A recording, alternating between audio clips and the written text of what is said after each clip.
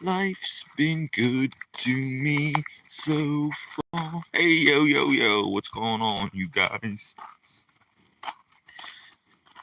I do this every night. I walk my baby around the lake. The moon, hi. Long time no see. Moony moon moon. How you feeling lately? There's Roni. You miss Roni? You miss my Roni the moon? I took him to work with me today, and I think I tired him out. I think I tuckered my doggy out when I took him to work today. I figured, cooler temperatures, it'd be okay. I just didn't find your live dog so cute. Aw, thank you, Moony. Moony moon moon. Thank you. Roni is kind of cute. I'll admit, Roni's cute. Thank you, though. There's no denying it. I had to go feed my friend's kitty cats today. I uploaded that video. We straightened out his whole garage. We pulled everything out and organized everything and made the kitties nice and comfortable. And he's already got at least 10 cats. Alex, Alberto. Hi, Alex. How you doing, buddy? Alex. I'm walking my dog around the lake, Alex. I kind of do this every night. It's how my dog and it's how we get our jollies. You probably can't see it, but there's a lake right there. The moon. Game over. And Henny Q. Hey, man. Hi, Henny Q. What's new with you, Henny Q? And R Green. Start running. If you subscribe, I'll start running. You don't even have to subscribe. I'll start running. Come on, son. Let's run. RQ wants me to run. It's a cool night, so I don't mind. How about a jog? I don't think my dog's in the mood for running, Alex. I'm going to subscribe, and I'm doing good. All right, thank you. I appreciate it. I appreciate it. Why are you walking in the darkness, man? Henny Q asks. Well, I will answer. I walk my dog this time every night before we go to bed. I live on a lake. I got a headlamp, so I'm able to see. There's nothing to be afraid of. There's no people around. I live in a very, very rural area of Pennsylvania. Sometimes there's black bear, but they go to bed at night. That would be my only concern. Are Greenie and Alex Areno. And Amazing 13 is back. Yo, yo, yo, Amazing 13. Some of my rockets went well today. Amazing 13. I finally got the right size rocket tubes, and they're starting to work out well. I'm going to build a ton tomorrow and shoot a lot of rockets off tomorrow just for you, Amazing 13. And Rennie Green, let me guess your age. Go for it, bro. Go for it. I would love you to guess my age. I don't think you might get it, but I don't think you will. Can't wait to watch them, Amazing 13 says. Oh my goodness, Amazing 13. I'm really looking forward to it. I finally got my tubes in. I got the chemicals I need to build. You know what I'm thinking, Amazing 13? I still have all my firework goodies. So I'm going to build some big whistle strobe rockets. I'm going to build big headers, and I'm going to live stream the whole thing and walk anybody who's interested in how to make whistle rockets, whistle fuel, and huge headers. I decided I'm going to do it. I'm going to dust off my press. I'm going to break out my star making machine, and I'm going to go full blown. I know, dude, I can't wait. I can't wait. Where's my gate? 85, 87. You're very close. You're very close with the age. You want to know the truth, though? I'm 64. Sorry to disappoint. If I was 87, I wouldn't be able to walk the 14 miles a day that I do. I wouldn't be able to go down whitewater rivers like I do. I wouldn't be building fireworks like a teenager. I wouldn't still be staring at beautiful women if I was 87.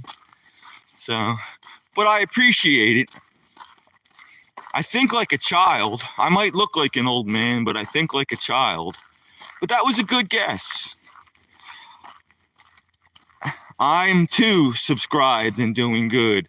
Well, thank you, Alex. I appreciate that. And Rennie Green, you were born in 1978? No, I was born in 1960. September 23rd, 1960.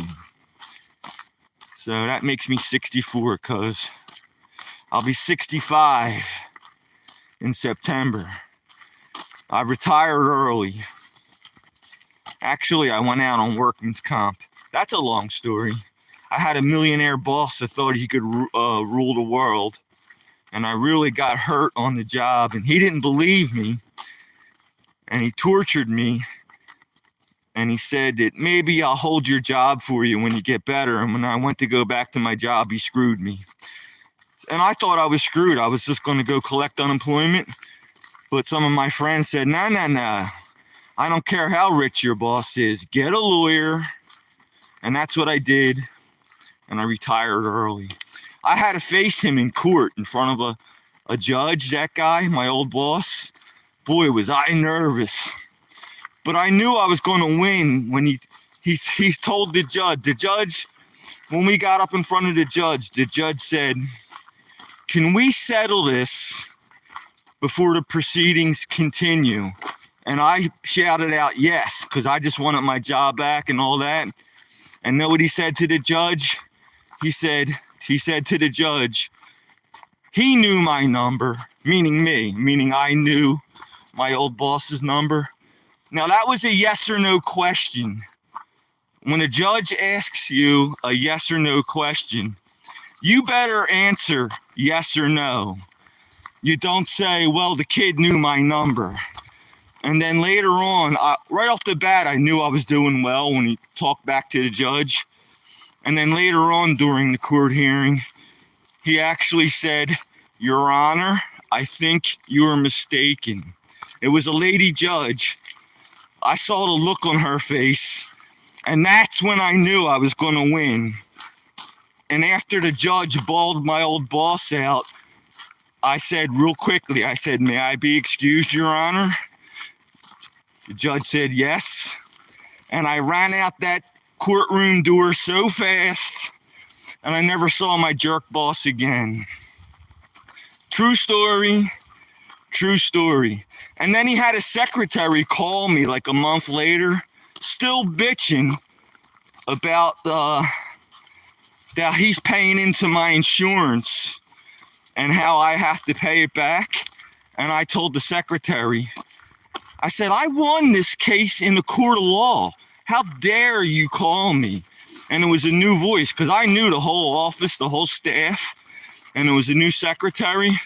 And I said, I don't recognize your voice. Are you new? And she said, yes, and you owe us money. And I said, man, with a boss like yours, I feel sorry for you. And I hung the phone up. And I never heard from them again. So I was lucky. I retired in 2009. But now I'm officially retired. So I'm not 87, Arnie Green. Family friendly, yes. Very family friendly. I remember his old lady, his wife's name was Louise, and she would always bitch about the time cards. And we would say, geez, Louise, don't you have anything better to do? The whole office would get in there at 5 o'clock in the morning. The wife didn't show up till 10 or 12 in the afternoon. Talk about a cushy job. You own half the company. I don't even know why you come into work anyway. So, yep, that's a true story.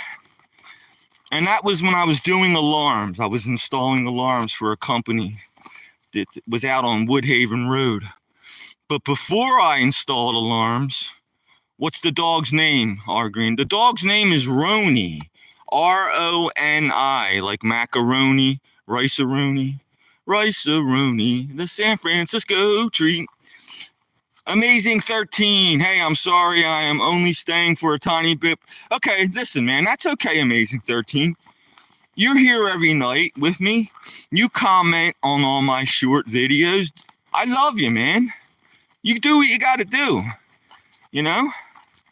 By the way, Andrew Davis, hi. And Mr. Donut is back. Mr. Donut's back. You hear the echo? Mr. Donut's back. Hear it? I don't know where it's echoing off of. Probably some trees and stuff like that. Roni. No, it's R-O-N-I. R Green. R-O-N-I. Like macaroni, rice-a-roni. I was thinking about making up a song. There was a farmer. There was a stale dude. My name's Stale Shady. There was a stale dude, had a dog. And Roni was his name. Oh. But there's not enough letters to do that song right. Unless I add an I-E. I could do it like R-O-N-I-E. But I would have to change his name, so that's no good. So what's going on, R. Green? Yes, Roni, you got it right now. Mr. Donut. That's the best song I ever heard. Yes, it's a nursery rhyme. I just changed the words around a little. Thank you. Thank you. You think that was good? Oh my God. So poor Ozzy's gone. I don't know if you guys like Ozzy. I can't believe it. I used to love Ozzy. Even my dad loved Ozzy. Dude saying I'm 87. My dad even liked Ozzy. Poor guy. Well, he's up there with Randy Rhoads now. Randy Rhoads was his guitarist. The best guitarist that ever lived, I think. Yeah, Ozzy's gone, man. He's in Ozzy heaven, the Prince of Darkness. So, I remember getting that first record, Paranoid. I think I was like 12 years old. That was a great record. And Dark Side of the Moon just came out around then. And all them old time bands, man. Rest in peace, Ozzy. He's up there with Randy Rhoads, R. Green. Remember Randy Rhoads, the best guitar player ever. So, poor Sharon, poor Kelly, poor Jack. That's his kids. Actually, they're not poor. They're filthy rich. And they're probably sad. But they're definitely not poor.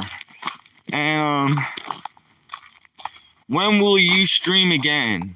Well, I stream this time every night. That's a guaranteed. But I'm probably going to do a live stream tomorrow when I make my rockets. I'm an amateur pyrotechnician.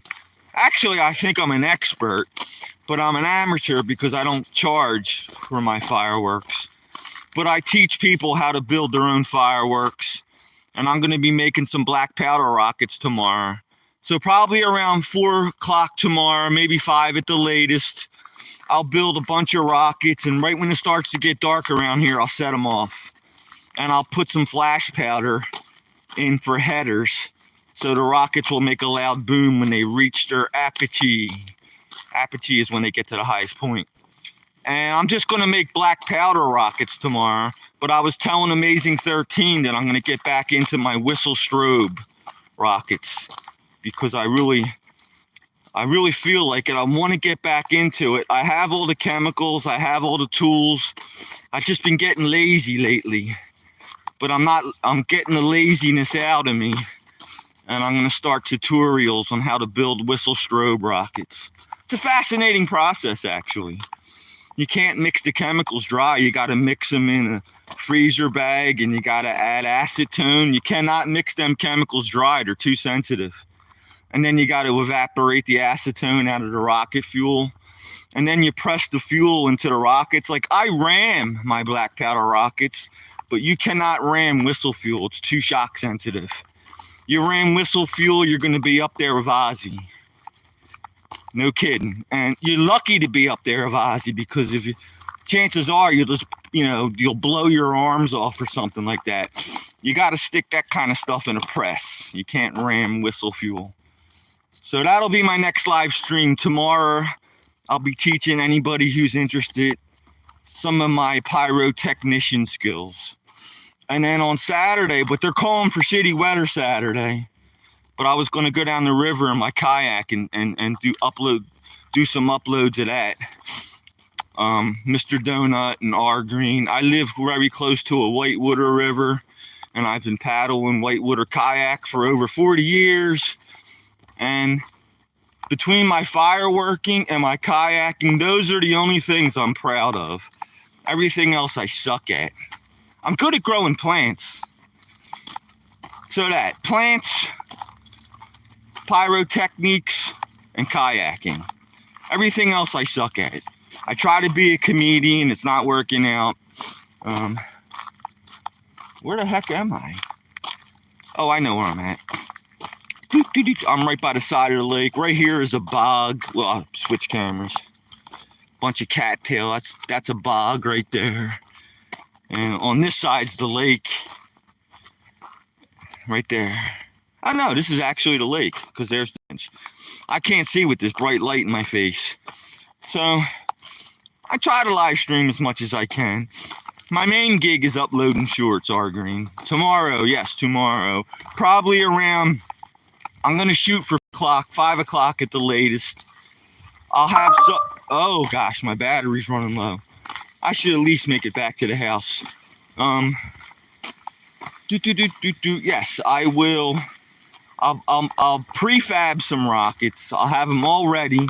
I'll start the show off with just lighting off some of my fireworks, and then I'll go into how I make them, including the actual rocket motor and how to make headers. I might demonstrate how to make flash powder. That's interesting. Flash powder is that loud explosion you hear. Flash powder is pretty cool stuff, man. That's what's in the M80s and in your typical firecrackers and in your quarter sticks. And flash powder is really cool stuff. R Green. Oh, good. Thank you. I really appreciate you. Man, when you people subscribe to me, I get to know you. Ask Amazing13 and ask everybody else. I watch your videos, and I try to see where your guys' heads are at. When I watch your videos, I try to appreciate what you all appreciate, so I can relate with you all better. So I'm not like one of them fake dudes who just like beg for subscriptions. I actually pay attention to people who subscribe to me and what they're into. So thank you very much. It's much appreciated. I also answer all my comments. Out of all my 1,000 videos and out of all my tens of thousands comments with people, sometimes they say nasty stuff. For the most part, they're pretty nice to me. I answer all my comments, every single one. Out of all the time I've been uploading videos, I haven't left one comment unanswered. So I really try really hard to appreciate what everybody else is into. And that's the truth, man. I'm kid you not. I try really hard. So thanks again. Thank you for all the likes, guys. You guys are the bomb, you know that? I really appreciate what you do for me.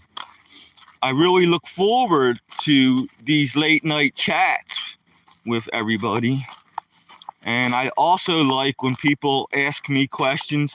They can tease me. You could say anything you want. They can make fun of my age, make fun of my looks.